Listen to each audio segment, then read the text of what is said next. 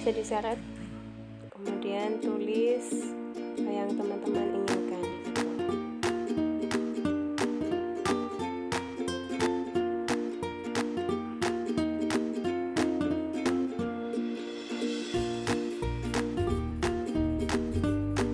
Ini tanda underscore-nya tadi ada 3, itu aja ya, jangan kebanyakan. Sudah, lalu kita sesuaikan, kita ikut miringkan ya, kemudian kita akan atur justify di bawah font itu, lalu kita ubah nih fontnya, klik tadi yang ada tulisan fontnya, kemudian aku akan merubah warnanya di hitam, teman-teman bisa sesuaikan ya, kemudian ubah fontnya karena itu sama dengan yang di atas ya, saya akan ubah dengan yang lain.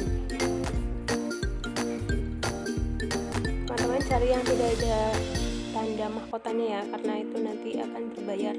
Nah kalau yang nggak ada itu teman-teman bisa pakai secara free atau gratis.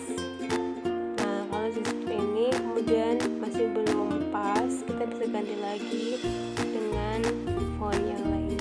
Teman-teman bisa scroll ke bawah, sesuaikan dengan selera masing-masing.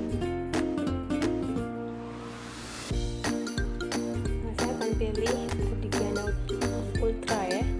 Nah seperti itu teman-teman, cukup mudah kan untuk diikuti. Kalau sudah, klik semuanya sampai nanti muncul tanda panah ke atas yang ada di kanan. Coba teman-teman, nanti akan seperti ini, menciptakan keajaiban. Ini proses disimpan ya teman-teman.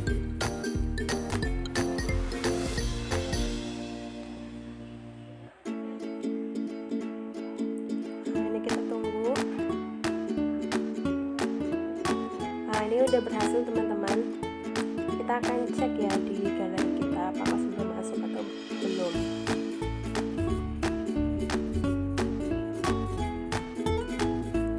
Kita langsung ke galeri ya. Nah itu sudah masuk ternyata ya di video. Coba kita putar ya, kita putar, kita klik. Oke, sudah jadi seperti itu teman-teman.